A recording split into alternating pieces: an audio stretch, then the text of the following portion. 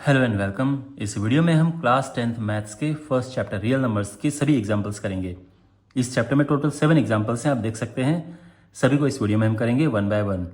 इस चैप्टर के बाकी वीडियोस के लिए डिस्क्रिप्शन बॉक्स में प्लेलिस्ट चेक करें और चैनल को ज़रूर सब्सक्राइब करें। तो शुरू करते हैं। ऑलराइट, तो फर्स्ट एग्जाम्पल है consider numbers 4 power n where n is a natural number. Check whether there is any value of n for which 4 power n ends with the digit 0. ये कहना चाह रहे हैं कि जैसे ये 4 की पावर n है, ओके। तो आप जानते हैं कि 4 की पावर 1 क्या होता है, 4 होता है। 4 की पावर 2 क्या होता है, 16 होता है। जानते हैं ना, 4 की पावर 2 16 होता है, 4 इंटू 4। 4 पावर 3 क्या होता है, तो ये 64 होता है। 4 पावर 4 क्या होता है, ये 256 होता है। ऐसे ये चलता जा रहा है, ठीक है। इसकी लास्ट में देखो डिजिट क्या है, एंड डिजिट। यहाँ पे 4 है, यहाँ पे 6 है, यहाँ पे 4 है, यहाँ पे 6 है। तो ये क्वेश्चन में ये पूछना चाह रहा है वो कि क्या कभी ये 0 आ सकता है यहाँ पे, ओके। तो यही हमने बताना है कि ये 0 नहीं आ सकता। क्यों नहीं आ सकता है, पहली बात तो आप समझ गए होंगे कि 0 कभी नहीं आएगा। ये चल ही ऐसे रहा है, 4 6 4 6 4 6 4 6 ऐसा ही चलता रहेगा हमेशा। तो यहाँ पे 0 नहीं आएगा। और ये हम बताते हैं फंडामेंटल थ्योरम ऑफ अर्थमेटिक से, फंडामेंटल थ्योरम ऑफ अर्थमेटिक से, ओके। तो इसको लिखने का एक तरीका है, एक प्रॉपर वे से हम लिखते हैं। सबसे पहले हम लिखेंगे कि जो 4 की पावर n है ये होता है 2 इंटू 2 की पावर n। और हम इसको ज़्यादा से ज़्यादा क्या कर सकते हैं, देखो 2 टाइम्स है ना, तो ये हो गया। और ये 2 और n एक साथ आ सकते हैं। तो कहने का मतलब ये है कि 4 का जो फैक्टर है ये है, आप जानते हैं 4 का फैक्टर है तो 2 इंटू 2। और इसके फैक्टर में केवल एक ही नंबर है, वो है 2, इसके अलावा नहीं है। और 0 के लिए हमें क्या चाहिए होता है, अगर मान लो कि कभी 0 आता तो उसके लिए क्या चाहिए होता है हमें, 0 के लिए हमें 2 के साथ साथ 5 भी चाहिए होता है। क्यों, क्योंकि आप जानते हैं ना 2 इंटू 5 10 होता है। तो 2 एंड 5 होना चाहिए 0 आने के लिए। अगर नहीं है तो कभी भी 0 नहीं आएगा। तो यहाँ पे 2 तो है, बिल्कुल है। क्या आपको ऐसा लगता है कि कभी 5 आएगा, यहाँ पे कभी 5 आएगा? क्यों आएगा, है ना भाई। चाहे 4 की पावर आप 1 रखो, चाहे आप 4 रखो, चाहे आप 100 रखो, ये क्या होगा, ये 2 इंटू 2 ही होगा और यहाँ पे 100 आएगा, ये कभी 5 नहीं होगा। और यही कहती है फंडामेंटल थ्योरम ऑफ अर्थमेटिक कि जो इसके प्राइम फैक्टर्स हैं वो यूनिक होते हैं। Prime factors of a number are unique. और एक ज़्यादा ज़्यादा इनका ऑर्डर चेंज हो सकता है। जैसे 6 है, ये 2 इंटू 3 होगा। ज़्यादा ज़्यादा आप इसको पलट के लिख सकते हो। इसके अलावा इसके और प्राइम फैक्टर कभी भी नहीं होंगे, चाहे आप n कुछ भी रख दो। तो ये हम यहाँ पे लिखेंगे, ठीक है, कि 0 होने के लिए for this to end with 0 it should have factors 2 and 5। तो ये इस तरह से लिखेंगे, for this to end with 0 it has to have 2 and 5 as its prime factors। 2 and 5 होने चाहिए। But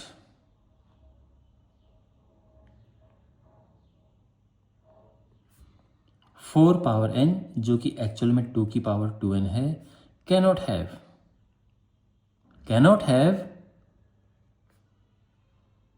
5 as a factor. इसका 5 कभी भी फैक्टर नहीं हो सकता है।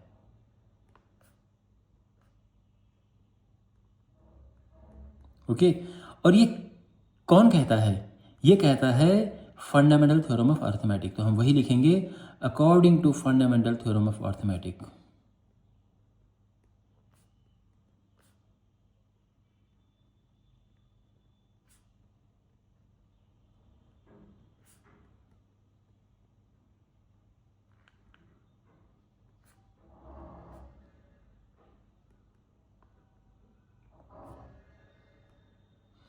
According to fundamental theorem of arithmetic, it cannot have 5 as a factor।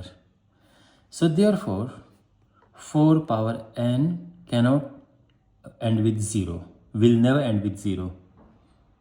Okay, cannot end with 0 for any value of n.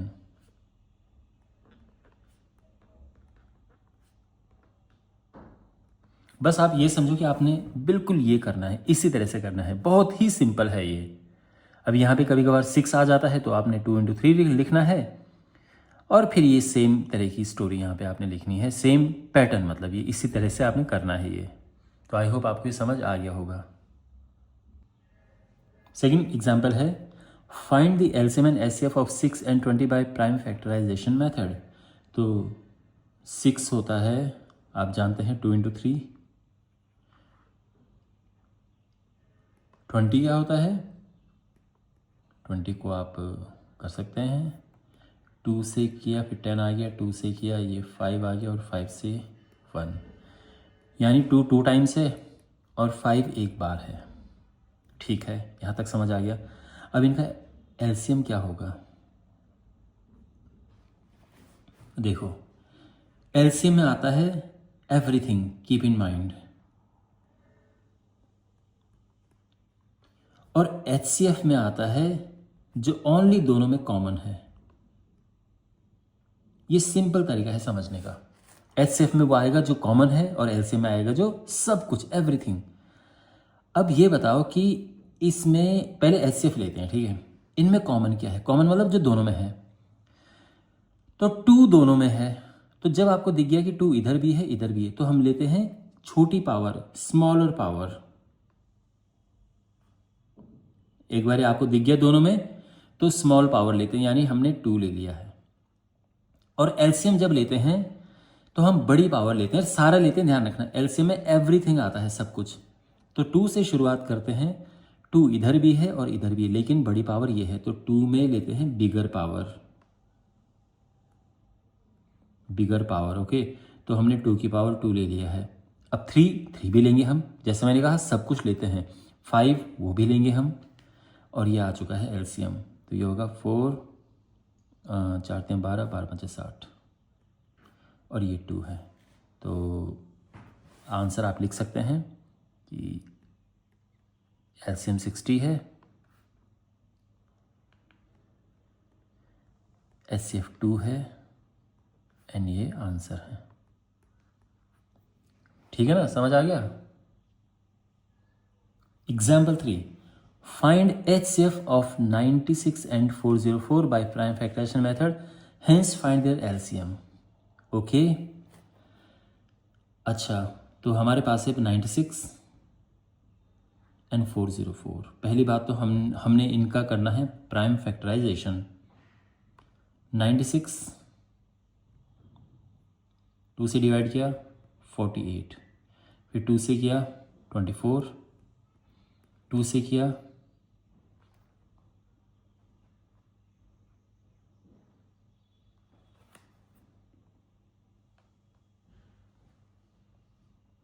12, फिर 2 से किया 6, फिर 2 से किया 3, और फिर 3 से किया 1।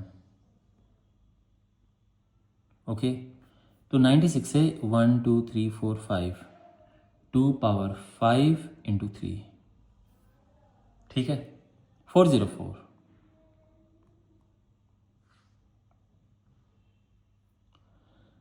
टू से किया इसे 202, फिर 2 से 101। अब 101 किसी से जाता है क्या? तो नहीं, ये किसी से भी नहीं जाता है। ओके, ये ऐसा ही रहेगा फिर। ओके, देखो कैसे पता चला। 2 से तो जाएगा नहीं क्योंकि ये ऑड नंबर है। 3 से भी नहीं जाएगा क्योंकि 3 का रूल ये है कि इनकी डिजिट्स को अगर हम प्लस करें तो वो 3 से डिविजिबल होना चाहिए। तो 3 से नहीं है, 5 से नहीं है। 5 से इसलिए नहीं बिकॉज लास्ट में 0 या 5 होना चाहिए 5 के लिए। 7 से भी नहीं होगा, है ना। 7 से देख लो, 7 से नहीं जा रहा है, और 11 से भी नहीं होगा। इसके आगे हम नहीं देखेंगे। इसके आगे हम क्यों नहीं देखेंगे? एक सिंपल रूल है, ये याद रखना कि जैसे 101 है, इसका स्क्वायर रूट क्या है? इसका स्क्वायर रूट 10 पॉइंट समथिंग आता है भाई। 100 का तो 10 ही होता है ना, तो 10 पॉइंट समथिंग आता है। तो ज़्यादा से ज़्यादा आप 11 तक ट्राई करो, यानी स्क्वायर रूट तक हमें ट्राई करना चाहिए, उसके आगे नहीं ट्राई करना चाहिए। तो ये किसी इनमें से किसी से भी नहीं जाएगा, तो कहने का ये मतलब है कि ये 101 एक प्राइम नंबर है। ये 2 की पावर 2 एंड 101 इस तरह से लिख देंगे। यहाँ तक क्लियर है। अब हमने फाइंड करना है HCF। ध्यान रखना HCF फाइंड करना है। क्या होगा इसका HCF? HCF के लिए हम देखते हैं कॉमन जो दोनों में है, तो 2 दोनों में है, ठीक, बढ़िया। अब 2 उसके साथ छोटी पावर, तो छोटी पावर देखो यहाँ 2 पावर 5, यहाँ 2 पावर 2, तो छोटी पावर ये है ना, ये आ गया और ये हमारा आंसर आ गया। आंसर अभी कितना आया है? हमने भी HCF निकाला है, हमने LCM निकालना है, लेकिन यहाँ पर कहा गया है कि hence find their LCM, means इनका LCM इस नॉर्मल तरीके से नहीं फाइंड करना है, दूसरी तरह से करना है। यानी आपके पास 2 नंबर हैं, आपके पास HCF है, क्या LCM फाइंड किया जा सकता है? तो बिल्कुल किया जा सकता है। एक फॉर्मूला है कि LCM into HCF is equal to product of the 2 numbers.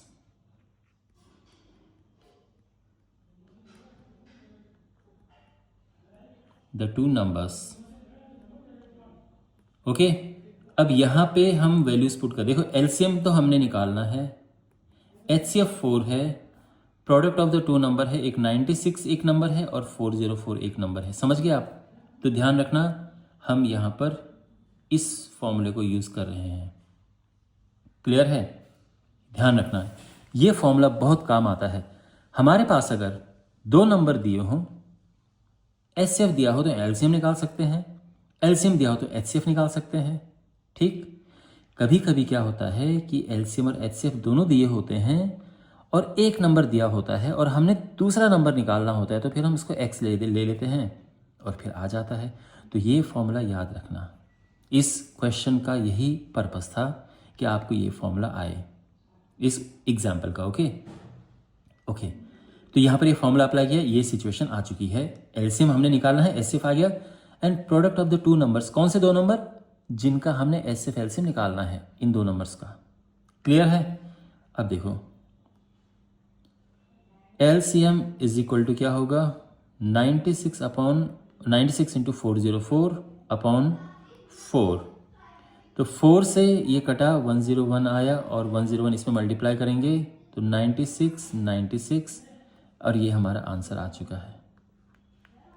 ठीक है ना? तो बेसिकली हम ये कह सकते हैं कि जो HCF है ये है 4 एंड LCM ये है 9696 और ये हमारा आंसर है। ठीक, तो आई होप आपको समझ आया होगा ये सोल्यूशन। एग्जाम्पल नंबर 4 है, find the HCF and LCM of 6, 72 and 120 using prime factorisation method. तो यहाँ पे सबसे पहले हमारे पास है 6, ये होता है 2 इंटू 3 सिंपल। फिर है 72 को हम थोड़ा अलग से करेंगे, प्राइम फैक्टराइजेशन।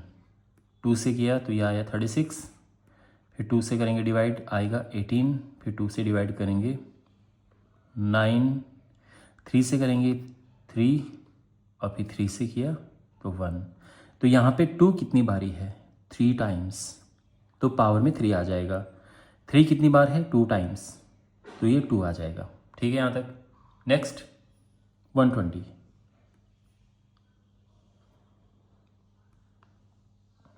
ओके 120 को भी ब्रेक करते हैं, 120 का भी प्राइम फैक्टराइजेशन करते हैं।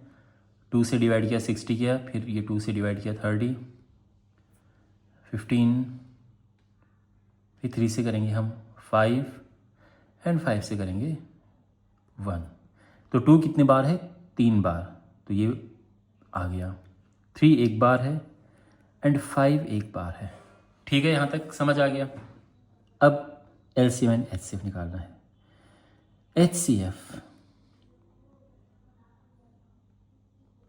देखो, HCF मैंने बताया था जैसे पिछले क्वेश्चंस में, HCF होता है जो सब में कॉमन हो और छोटी पावर, कॉमन छोटी पावर। तीनों में देखो क्या कॉमन है, तीनों में 2 है, 2 इधर भी है, इधर भी है, इधर भी है। ओके, तो छोटी पावर यहाँ पे है, यहाँ पे है, तो ये लेंगे हम। अब 3 देखो, ये भी 3 है, ये भी है, यहाँ भी है।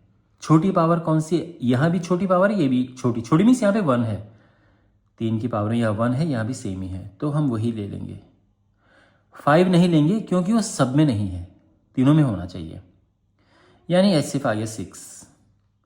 अब एलसीएम की बात करते हैं। एलसीएम में होता है सब कुछ, एवरीथिंग, और बड़ी पावर होती है इसमें।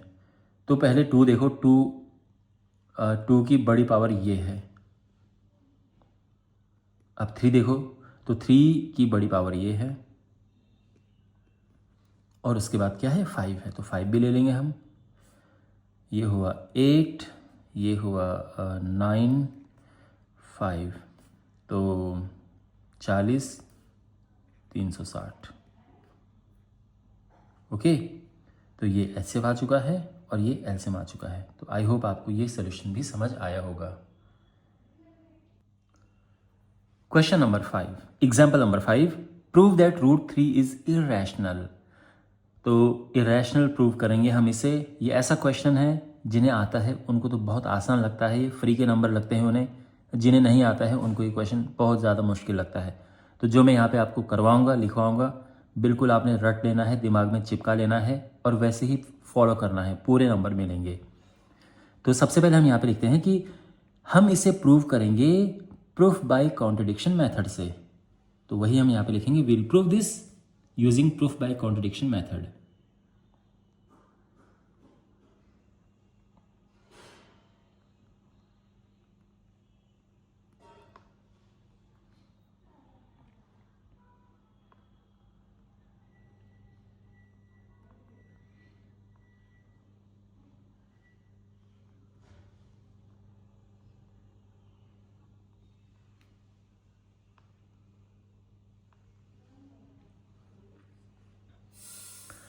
कॉन्ट्रडिक्शन का मतलब होता है बातों में विरोध होना, एकदम ऑपोजिट बातें होना।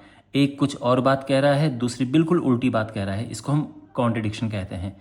तो यहाँ पर यही है, हम शुरू में ऑपोजिट लेकर चलते हैं, उल्टा लेकर चलते हैं, यानी हम ये अज्यूम करके चलते हैं कि रूट 3 रैशनल है, और बाद में कुछ ऐसी चीज़ें आती हैं जिससे पता चलता है कि हमारी ये जो सोच थी, जो अजम्पशन थी, वो इनकरेक्ट थी, यानी ये फिर इरेशनल हुआ। समझ गए ना? तो हमने यही करना है।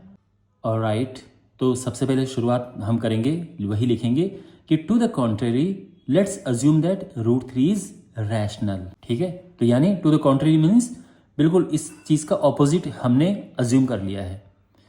और अब देखो आगे, अब बिकॉज ये रैशनल है, तो रैशनल है तो क्या लिखते हैं हम? कोई भी रैशनल नंबर को फ्रैक्शन में लिख सकते हैं, तो इसको हमने a/b लिख दिया है। यही तो होता है, रैशनल नंबर को फ्रैक्शन में लिख सकते हैं। Where a and b are integers, a and b are integers,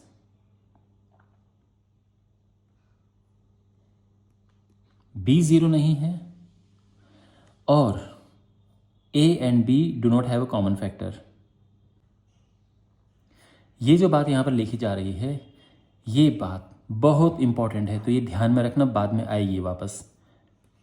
do not have a common factor से मतलब ये है कि जैसे मान लो 14/16 है, तो इनका कॉमन फैक्टर है ना 2, तो 2 से कट जाएगा, ये 7/8 आएगा। लेकिन जो 7/8 है इसका कोई कॉमन फैक्टर नहीं है, तो यही कहा गया है कि ये जो फ्रैक्शन है इसका कोई कॉमन फैक्टर नहीं है। मीन्स वो इस तरह से है, ये जैसे 3/5 है, इनका कोई कॉमन फैक्टर नहीं है, मतलब ये कटता नहीं है आगे। तो यही कहने का मतलब है do not have a common factor का, यही मतलब है कि कोई काट नहीं सकता अब उन्हें आगे, इस फॉर्म में है ये, बस यही है। ठीक है, खैर, तो ये ध्यान में रखना, ये बाद में आएगा ये। अब यहाँ पर देखो, क्रॉस मल्टीप्लाई करेंगे तो क्या होगा? Root 3b is equal to a, और अब हम स्क्वायर बोथ साइड्स करेंगे, दोनों साइड स्क्वायर करेंगे तो आएगा 3b square is equal to a square. हमने क्या किया? Squaring both sides.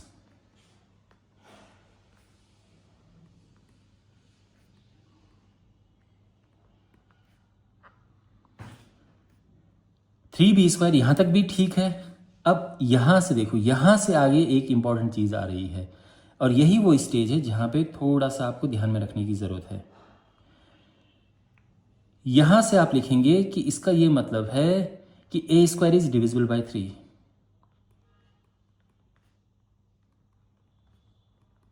A square is divisible by 3, simple है। अब ये जो 3 है यहाँ नीचे जा सकता है ना ये, और ये ए स्क्वायर को डिवाइड करेगा।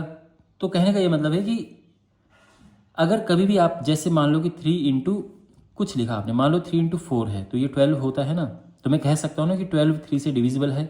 सेम सिचुएशन यहाँ पर है कि 3 इंटू समथिंग ये है तो यानी ये 3 से डिविजिबल है। और एक थ्योरम यहाँ पर है, तो आपको सीधे ये लिखना है कि अगर ए स्क्वायर डिविजिबल बाय 3 है तो ए भी 3 से डिविजिबल होगा।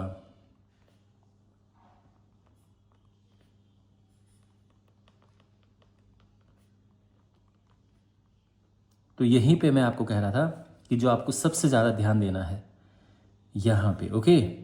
तो इस स्टेज पे कि ए स्क्वायर 3 से डिविजिबल है, वो तो सिंपल है। और ये एक थ्योरम है ये कि अगर ए स्क्वायर 3 से डिविजिबल होगा तो ए भी 3 से डिविजिबल होगा। इस तरह से मतलब एक थ्योरम है। तो ये आई होप ये समझ आ गया होगा आपको। अच्छा, तो अब यहाँ पे आगे बढ़ते हैं और देखो, अब ए 3 से डिविजिबल है, ठीक है। ए 3 से डिविजिबल का मतलब क्या है कि 3 ए का फैक्टर है कोई। तो हम ये लिख सकते हैं कि a is equal to 3c। भाई अगर a 3 से डिविजिबल है तो a 3c हो गया ना। ये समझो कि 3a का फैक्टर है। जैसे मैं कहूं कि 12 3 से डिविजिबल है तो मैं 12 को लिख सकता हूं ना 3 इंटू समथिंग करके, वैसे यहां पे लिखा हुआ है। तो अब यहां पर फिर से स्क्वायरिंग बोथ साइड्स करेंगे तो ए स्क्वायर हो गया 9c स्क्वायर। हमने क्या किया, स्क्वायरिंग बोथ साइड्स। अब ए स्क्वायर क्या था हमारे पास, ए स्क्वायर था 3b स्क्वायर।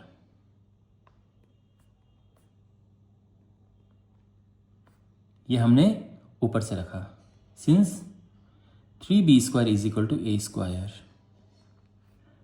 3 से कटेगा ये तो ये आ गया, और b square is equal to 3c square, है ना, सिंपल।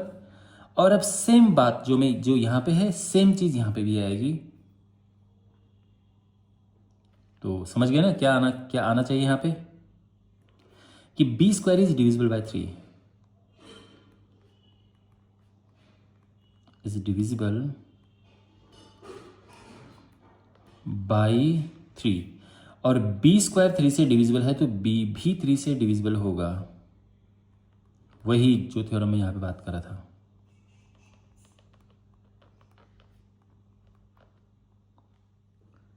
है ना। अब देखो, एक स्टेटमेंट ये है और एक स्टेटमेंट ये है, एक बात ये कही गई है। इन दोनों बातों पे ध्यान दो, दोनों बातों पे फोकस करो। ये यहां पे है कि a 3 से डिविजिबल है और ये है b 3 से डिविजिबल है। तो क्या मतलब है इसका, दोनों ही 3 से डिविजिबल है ना। यानी from 1 and 2, from 1 and 2 a and b both are divisible by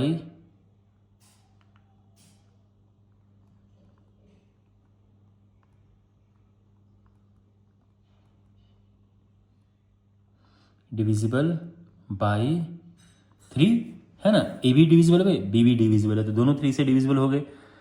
इसका मतलब ये है कि दोनों का A and B both have a common factor.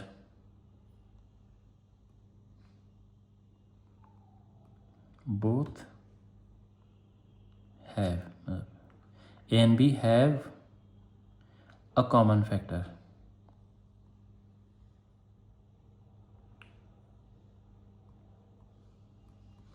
Okay, अब ये काम कंप्लीट हो चुका है। अब बस लास्ट में हमें थोड़ा सा लिखना है। तो यहां पर A and B have a common factor, और यहां पर क्या कहा गया है, A and B do not have common factor. तो इस बात में कॉन्ट्रडिक्शन है ना। यही कॉन्ट्रडिक्शन जो है, ये जो मेथड है यही बात की जा रही है कि यहाँ से हमने इतनी सारी मेहनत की तो पता चला कि ए एंड बी का एक कॉमन फैक्टर है, लेकिन शुरू में तो हमने अज्यूम किया था ना उनका कोई कॉमन फैक्टर नहीं है, तो इनमें कॉन्ट्रडिक्शन हो गया। तो यही हम लिखेंगे कि this contradicts the fact that A and B do not have a common factor. मतलब ये जो बात है, ये बात इससे इसका अपोज कर रही है, कॉन्ट्रडिक्शन कर रही है, तो वही हम यहां पे लिखेंगे। This contradicts the fact that A and B do not have a common factor, do not have a common factor।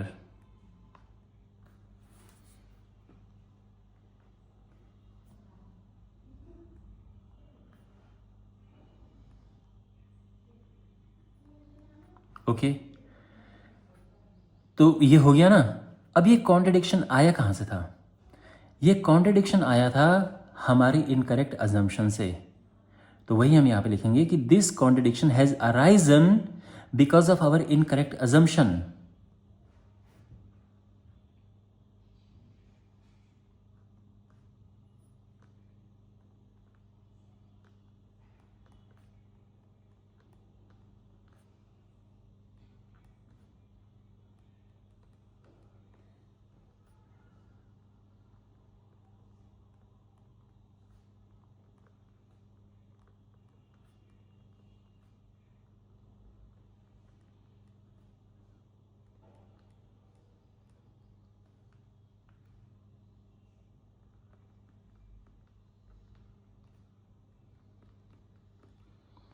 Because of our incorrect assumption.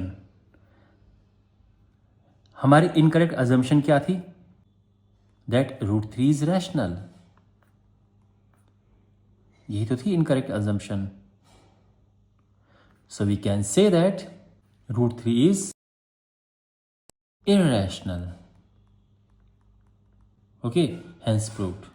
इस तरह से तो ये स्टेप्स जो हैं बिल्कुल आपने रट लेने हैं इन्हें, सिंपली, कोई दूसरा तरीका नहीं है, बिल्कुल रट देना है। और ये बहुत सारे क्वेश्चंस आपकी हेल्प सॉल्व करने में हेल्प करेगा। अगर यहाँ पे √5 आ गया तो 3 की जगह पे 5 रख देना है और करते जाना है बस। अगर आपको सारी चीज़ें बाकी याद हैं कोई प्रॉब्लम नहीं होगी आपको। तो ये बिल्कुल आपने अच्छे से रट लेना है। और देन एग्जाम में ये बहुत इंपॉर्टेंट, ये सबसे इंपॉर्टेंट क्वेश्चन है बाय द वे, 2 नंबर में 3 नंबर में पूछा जाता है। तो ये बिल्कुल फ्री के मार्क्स हैं अगर आपने ये पढ़ लिया है। ऑलराइट, तो अब हम अगला एग्जाम्पल करते हैं। हमारे पास अब है example 6। Show that 5 - √3 is irrational. Okay, फिर वही है, we will prove this using proof by contradiction method. अब वही है, ये मेथड क्या है कि हम उल्टा लेकर चलते हैं और यानी हम इसको रैशनल लेकर चलेंगे और बाद में फिर कुछ चीज़ों में कॉन्ट्रडिक्शन आएगा। यानी कॉन्ट्रडिक्शन होता है ना, विरोध, यानी ऑपोजिट बातें होना। फिर पता चलेगा कि हमारी इनकरेक्ट अजम्पशन थी, यानी ये इरेशनल है। तो अब ये स्टेप्स आप फॉलो करो, बहुत सिंपल है, पिछले क्वेश्चन के जैसा है काफ़ी। तो to the contrary let's assume that 5 - √3 is rational. अब ये रैशनल है तो क्या होगा? तो रैशनल है तो इसको हम a/b की फॉर्म में लिख सकते हैं, है ना भाई। रैशनल नंबर को हम फ्रैक्शन में लिख सकते हैं, where a and b are integers, b 0 नहीं है and a and b are coprime. देखो, को प्राइम से आप ऐसे परेशान मत होना, को प्राइम का मतलब ही वही है कि they do not have a common factor. ये थोड़ा घुमा के बात कही गई है। को प्राइम का मतलब वही है जो यहाँ पर लिखा है। मैं यहाँ पे ये भी लिख सकता था, ए एंड बी आर को प्राइम। को प्राइम का मतलब भी वही है, ठीक है, do not have a common factor. ठीक है, अब यहाँ पर क्या करना होता है ये ध्यान से समझो। हमने √3 को बिल्कुल प्योर √3, उसके साथ माइनस भी नहीं होना चाहिए, उसको लेफ्ट में रखना है और बाकी सारा राइट में लेकर जाना है। तो ये हुआ -√3, पहले 5 को लेकर जाएंगे हम। तो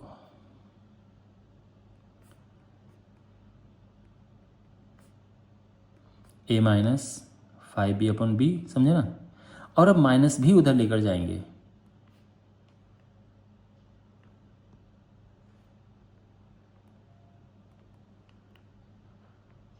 तो क्या होगा, माइनस लेके जाएंगे तो माइनस का प्लस और प्लस का माइनस हो जाएगा, तो ये 5b माइनस ए हो जाएगा अपॉन बी।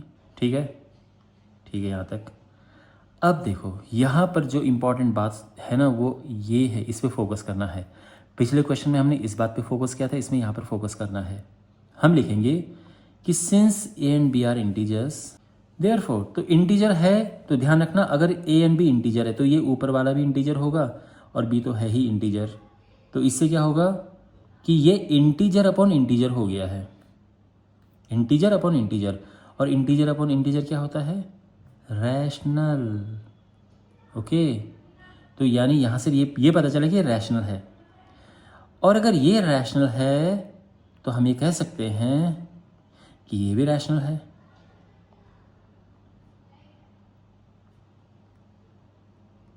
ये भी रैशनल है। ऐसा क्यों? बिकॉज रैशनल और रैशनल इक्वल होते हैं। अगर ये रैशनल है तो ये भी रैशनल होगा। ओके, रैशनल और इरेशनल इक्वल नहीं होते हैं, रैशनल इक्वल होता है रैशनल के ही।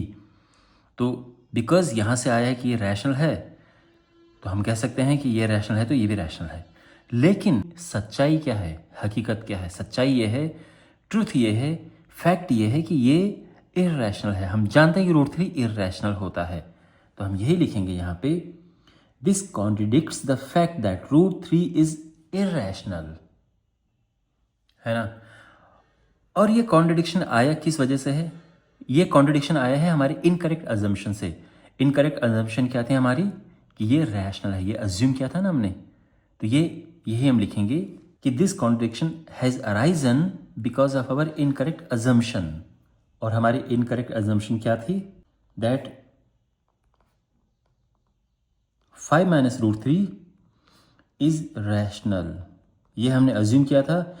और ये इनकरेक्ट अज्यूम किया था क्योंकि यहाँ पे कॉन्ट्रडिक्शन आया है, तो हम कह सकते हैं, so we can say that 5 minus root 3 is irrational. और ये प्रूफ हो चुका है। आई होप आपको ये समझ आया होगा। एग्जाम्पल 7 है, show that this is irrational. बिल्कुल पिछले क्वेश्चन के जैसा है, ये सेम फॉलो करेंगे हम इस एग्जाम्पल के जैसा। यहाँ पे ये है ना 5 माइनस रूट 3, बस यहाँ पे हमने लिख देना है 3 रूट 2 बस, और बिल्कुल सेम तरीके से होगा। तो यहाँ पे वही लिखेंगे सबसे पहले कि we will prove this using proof by contradiction method. Okay, और प्रूफ बाय कॉन्ट्रडिक्शन मेथड में क्या होता है कि पहले हम लेकर चलते हैं कि ये उल्टा लेकर चलते हैं कि ये रैशनल है। So to the contrary let's assume that 3 root 2 is rational. अब ये रैशनल है तो हम इसको ए अपॉन बी के रूप इसकी फॉर्म में लिख सकते हैं ना, बिकॉज रैशनल होता है ये कि हम फ्रैक्शन में लिख सकें उसको, जहाँ पे ए एंड बी इंटीजर्स हैं and B is not equal to 0 and A and B are coprime. बिल्कुल सेम चल रहा है। अब बस यहाँ हमने 3 नीचे लेकर आना है। ओके, क्यों? बिकॉज रूट वाला, प्योर रूट वाला हम लेफ्ट में रखते हैं, बाकी सारा का सारा राइट में लेके आ जाते हैं। ये ठीक है। अब यहाँ पर देखो, आप जानते हैं कि ए एंड बी इंटीजर्स हैं, तो अगर ए एंड बी इंटीजर्स हैं तो इंटीजर अपन इंटीजर हुआ ना भाई, नीचे 3 का मल्टीप्लाई हुआ है पर इंटीजर में 3 का मल्टीप्लाई करोगे तो इंटीजर ही आएगा। तो इंटीजर अपॉन इंटीजर क्या होता है, इंटीजर अपॉन इंटीजर रैशनल होता है। तो ये रैशनल हो गया है ना। तो since A and B are integers therefore ये जो है ये रैशनल है। और अगर ये रैशनल होगा तो ये भी रैशनल होगा। क्यों? क्योंकि rational is equal to rational होता है हमेशा। रैशनल और रैशनल ही इक्वल होते हैं, कभी भी इरैशनल और रैशनल इक्वल नहीं होता है। तो हम कहेंगे कि देयरफॉर यानी रूट 2 इज ऑल्सो रैशनल, क्योंकि अगर ये रैशनल है तो ये भी रैशनल होगा। ठीक है, लेकिन हम ये जानते हैं कि रूट 2 इरैशनल होता है। तो आ गया ना इसमें, अब कॉन्ट्रडिक्शन आ गया। तो हम यही कहेंगे कि this contradicts the fact that root 2 is irrational. तो यहां से तो आया था कि ये रैशनल है, बट ट्रुथ ये है कि ये इरैशनल है, तो उसमें कॉन्ट्रडिक्शन आ गया है।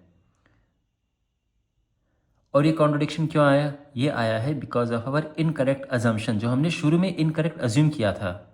This contradiction has arisen because of our incorrect assumption. और हमने क्या इनकरेक्ट अज्यूम किया था? दैट 3√2 इज रैशनल, है ना। ये अज्यूम किया था और ये इनकरेक्ट प्रूफ हो गया कि ये इनकरेक्ट है बिकॉज कॉन्ट्रडिक्शन आया है। तो इसका मतलब कि ये इररेशनल है। So therefore 3√2 is irrational. Clear है? तो आई होप आपको ये समझ अच्छे से आया होगा। और इसी के साथ इस चैप्टर के सभी एग्जाम्पल्स कंप्लीट होते हैं। मुझे उम्मीद है कि आपको सब अच्छे से समझ आया होगा। इस चैप्टर के बाकी वीडियोस के लिए डिस्क्रिप्शन बॉक्स में प्लेलिस्ट चेक करें और चैनल को ज़रूर सब्सक्राइब करें। मिलते हैं अगले वीडियो में। Take care.